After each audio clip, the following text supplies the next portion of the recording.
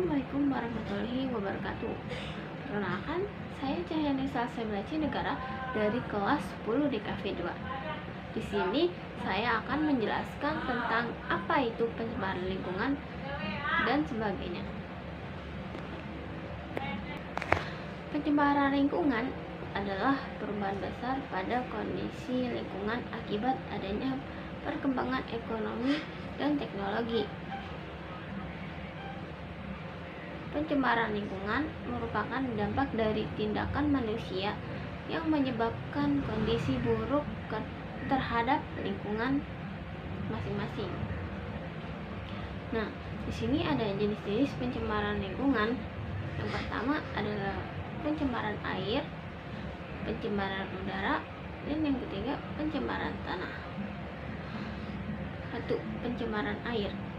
Pencemaran air adalah suatu perubahan keadaan di suatu tempat penampungan air seperti danau, sungai, lautan, dan air tanah akibat aktivitas manusia.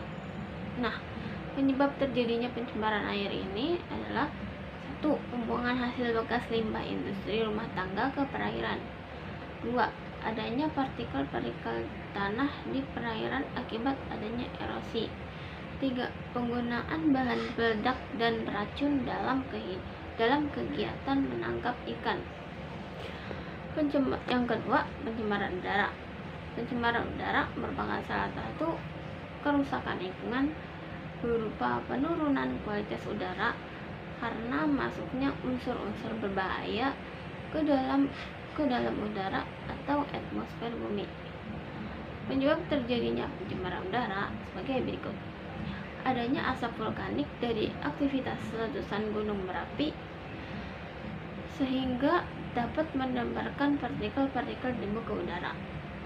Bebasnya partikel nitrogen oksida dan oksida sulfur ke udara akibat asap dari pembakaran batu bara pada pembangkit listrik atau pabrik.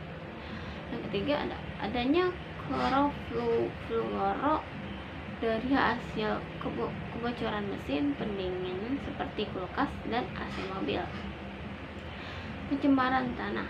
Yang ketiga, pencemaran tanah merupakan penurunan kualitas tanah akibat masuknya ke dalam larutan ke lingkungan tanah berupa zat kimia, debu, panas, suara radiasi, dan mikroorganisme limbah domestik, yaitu limbah yang berasal dari kegiatan manusia. Umumnya limbah domestik berupa sampah basah atau organik yang mudah diurai. Limbah industri, yaitu limbah padat berupa lumpur bubur yang berasal dari proses pengolahan seperti sisa pengolahan pabrik gula kertas, krayon, board, pengawetan buah, dan lain-lain. Nah, bagaimana suatu keadaan dikatakan mengalami pencemaran lingkungan?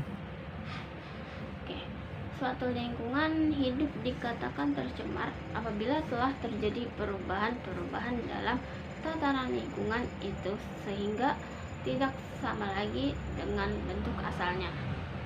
Sebagai akibat dari masuk dan atau dimasukkannya suatu zat atau benda asing ke dalam tatanan lingkungan itu.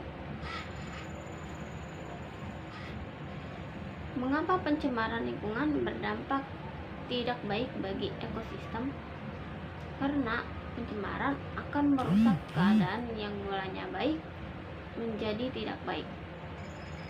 Ketika terjadi pencemaran, akan banyak yang terganggu, bukan hanya manusia, namun hewan dan juga tumbuhan ataupun makhluk hidup lainnya. Terima kasih, itu saja dari saya. Mohon maaf jika ada kekurangan atau kesalahan. Assalamualaikum warahmatullahi wabarakatuh.